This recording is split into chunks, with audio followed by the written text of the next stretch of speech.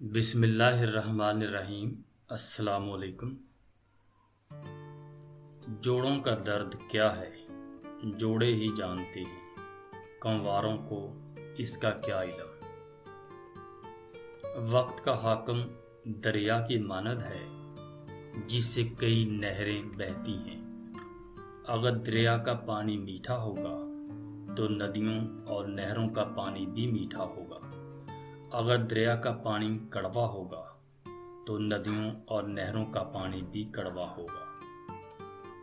جب تم کسی کی شخصیت کو پرکھنا چاہو تو اس سے مشورہ کرو، تمہیں پتہ چل جائے گا کہ اس شخص کا میلان کس طرف ہے۔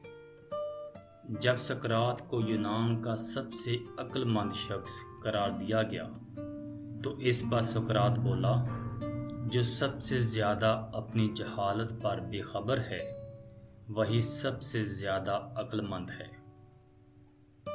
اپنی سوچ بدلیں، تمہاری دنیا بدل جائے گی۔ جب اندر کوئی دشمن نہ ہو تو باہر کے دشمن تمہیں نقصان نہیں پہنچا سکتے۔ کسی کی میٹھی باتوں کا مطلب ہرگز یہ نہیں ہوتا کہ آپ اس کے لیے خاص ہیں۔ بعض اوقات دانہ کبوتر کو کھلانے کے لیے نہیں، پکڑنے کے لیے ڈالا جاتا ہے۔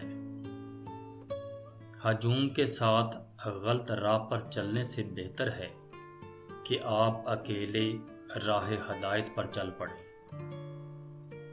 جاہل کی زندگی اور عاقل کی موت پر ہمیشہ دنیا آنسو بہاتی ہے۔ تجد محبت کرنے والوں کے لیے اللہ کی طرف سے ملاقات کا دعوت نامہ ہے۔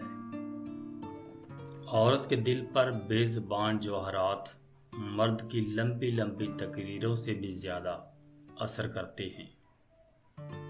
سلامتی اسی میں ہے کہ اپنا منہ بند رکھو۔ جب تک مچھلی کا منہ بند رہتا ہے وہ کانٹے کی گرفت میں نہیں آتی۔ ہر کسی پر اعتبار کرنا خطرناک ہوتا ہے، لیکن کسی پر بھی اعتبار نہ کرنا سب سے زیادہ خطرناک ہوتا ہے۔ جو لوگ زیادہ نہیں سوچتے لمبے عرصے تک جوان رہتے ہیں۔ جو آج مفت کی نصیحت پر عمل نہیں کرے گا کل اسے مہنگے داموں افسوس خریدنا پڑے گا۔